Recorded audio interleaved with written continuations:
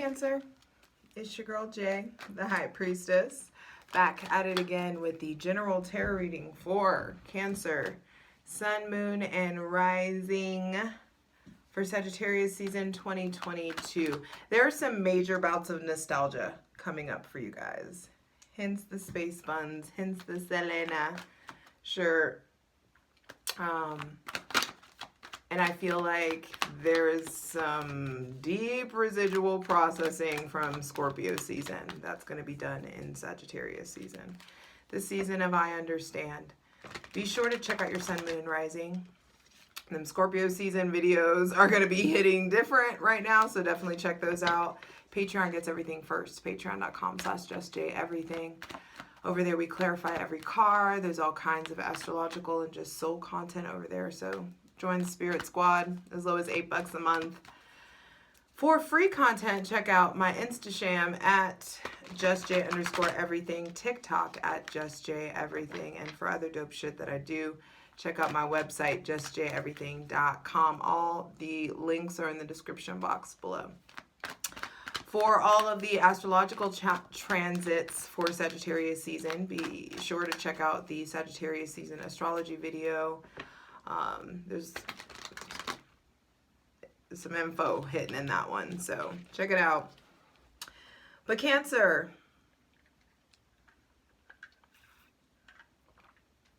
the sign of I feel in the season of Sagittarius, I understand.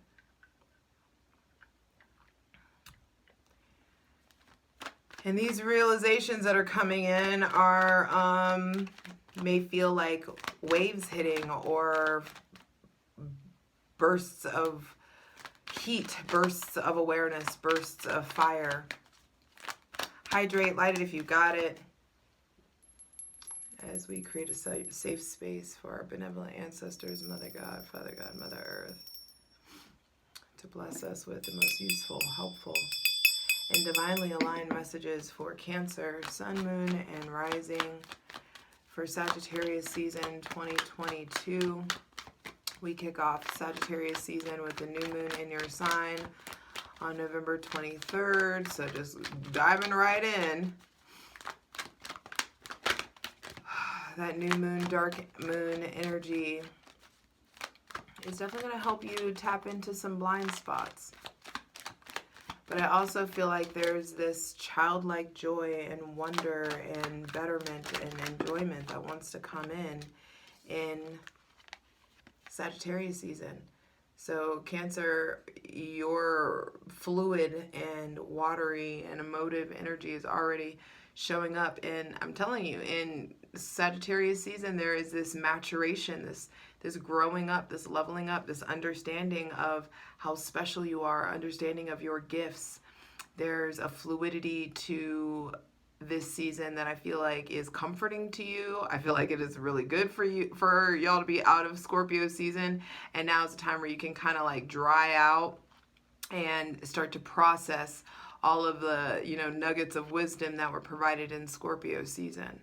There may be somebody else in your life that has Cancer, Pisces, or Scorpio placements that's, becoming really important. Someone that's very spiritual or emotional or creative or artistic, or someone that, is being really emotive towards you. Someone you're having amorous feelings for, possibly. But there's also just stuff going on with like your connection to spirit, your connection to deeper understanding, your connection to your emotions. I also feel like there could be some need to, this is Sagittarius season, so traveling is important. So travel could come up, being around water, allowing yourself to take more baths, to be more spiritual in the bath, to be spiritual in water, to connect with the divine power of water, even like speaking positive affirmations into your drinking water, collecting moon water. There's definitely just shifts going on with your connection to your element. I also feel like there's this boost of creativity, a boost of emotional connectivity, a boost of intuition. Dreams getting really vivid, you having spiritual connections, with people and children. There's also something here about children. You may be thinking about kids, or there may be more kids around you than normal. Some of your friends may be having kids. Knight of Swords. And then the Two of Swords at the center of the reading. So there's definitely the center of the reading being the Two of Swords, your relationship to your logic versus all this emotion, all this intuition, all this feeling, all this spirituality in the background. You've been putting your superpowers on the back burner, babe. Why? Why? Especially if those of you with Cancer rising. You've got Mars retrograde in Gemini in your 12th house. And there's this radical shift of the mind, radical change of thought, a shift in your thought process, charging towards this more emotional side of yourself. There also could be a bit of like division, even the cards started to fall apart, fall away from each other. A bit of division if you allow yourself to get too combative. With Mars retrograde in your 12th house and the sign of, your spirituality and the unseen, I do feel like there's big changes in your relationship to your belief system, big changes in your relationship to your subconscious mind, in your relationship to enemies, in the relationship to your soul, in your relationship to the things that are unseen. But there's also something here about like saying what needs to be said, you really being motivated to act. Like your relationship to that's everybody that's that Mars retrograde in Gemini. But it's like there's this evolution in that process of you turning a thought into an action. And I feel like you guys are in a place where you're definitely striving away from being so indecisive. Like you're coming out of a place of heartbreak, extracting that knowledge and that data from the heartbreak, and it's moving you forward into a very emotional, emotionally responsible place.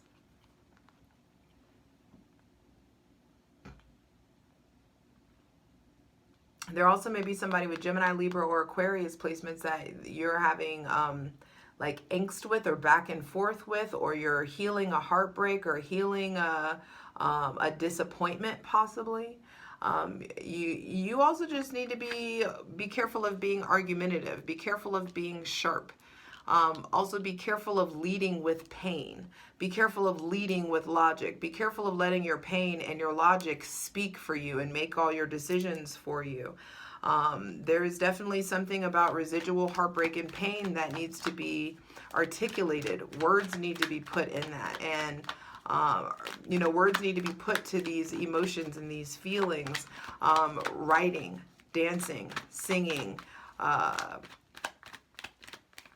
You may have to like orate or like do a presentation possibly, or speaking more, coming up with a curriculum, teaching.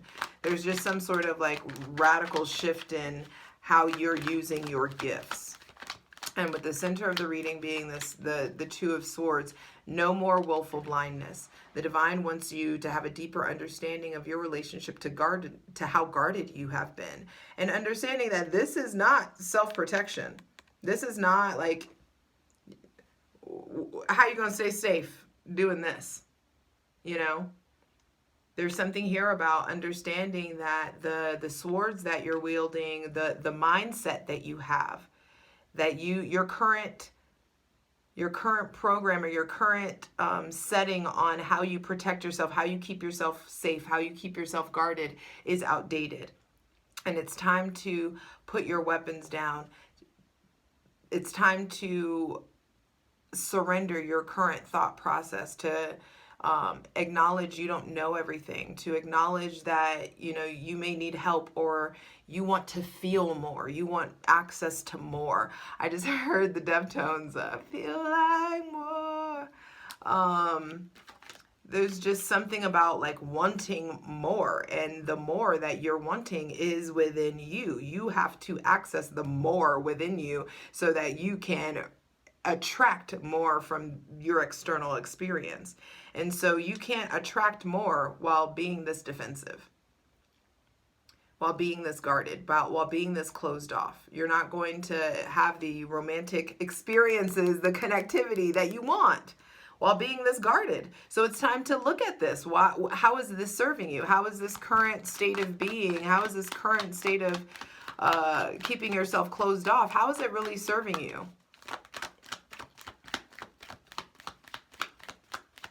And this new moon in Sagittarius, I feel like, is going to do a really interesting, an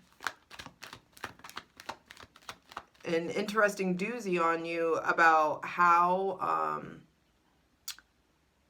about like your blind spots. That's something that just keeps coming up, like blind spots.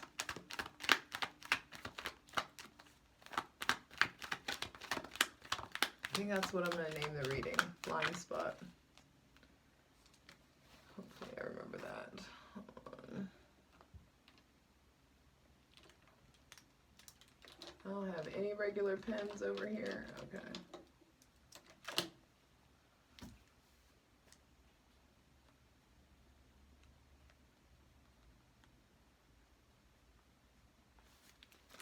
Feels like people are coming in, experiences are coming in, encounters are coming in.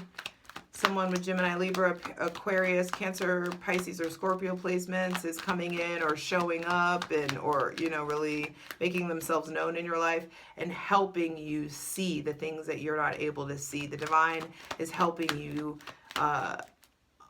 like, unlearn some things. So, all right, Cancer, Sun, Moon, and Rising.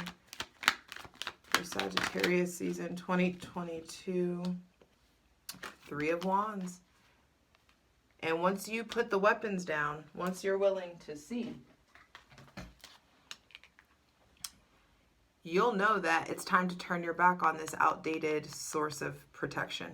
Real protection looks like the Chariot card. Looks like when you've done your work to face the light and the dark and integrate both and get all these different sides of aspects of yourself more aligned, you know, closer to alignment. You not running from yourself. You not running from the uncomfortability or the shadow. There's too much of you that's been put on the back burner, and once you put your weapons down, take the blindfold off, and are willing to see everything as it is, it'll be very obvious what it's time to turn your back on. It'll be very obvious about this sexual energy or the sexual tension or the sexual trauma or the sexual release that needs to happen. There could be a way or something about like applying your sexual energy to something, because your sexual energy is just your life force. You know, there's so much you can do with that energy, and there's something coming up here about merging your passions with your practicality, allowing yourself to harness that sexual energy, harness it with this Aries, Leo, or Sagittarius, harness it, towards launching what you want what you want to come in the future. It's like you want this return on an investment. You got to make the investment before you get a return. And so what do you want to make an investment in? What do you need to apply your physical, spiritual, or sexual energy into so that you can yield this return? You can, draw something in. There's something here about like what you've set in motion. Consequences of actions coming in. Reaping what you sow. Ooh. Final card, final message. Ah! Is the Lovers with the Knight of Cups at the bottom of the deck. There's definitely some good love coming in. Connections. Something that you feel in love with. Someone that you feel in love with. There's some sort of merging happening. And it feels very divinely orchestrated. Some of you may not feel like you're even ready for this, but I feel like you've set some stuff in motion, and what the divine has orchestrated is love coming into you, connection coming into you. But all you have to do is maintain your relationship to the divine. Keep that your number one priority, and you will attract in people that are in awe of you, people that are, want to be romantic with you, people that want to create with you, people that want to collaborate with you. People that want to offer you love. There's some sort of quest of love coming in. This absolutely can be romantic. There may be somebody younger than you. What did I say? The Cancer card, the Chariot card is true protection. Now let's just break this down real quick. Because society and social media and shit will have you thinking that emotions are weakness, don't be a simp and don't be simping out here, blah, blah, blah, and all this stuff. And you got to stay hard. And I'm not double texting and I'm not calling and blah, blah, blah. Like all these like unnecessary, really childish ass rules of love have emerged. And there's something here about like what this looks like is you staying braced and like ready for impact all the time. And that's someone that chooses faith. That's someone that chooses fear. That's someone that's actively choosing fear versus faith. And so it's time here to understand that, like, when you put in your quest of love, when you put in the work, when you get in motion to start asking yourself the hard questions, to start going to therapy, to start eating well, to start changing your habits, to start being really truthful about what you love, about what you don't want, what feels good, what doesn't feel good, doing your part to deduce whatever the fuck happened, in the past that was hurtful, and getting the information from that and getting the lessons and the wisdom from that gives you a position, gives you armor.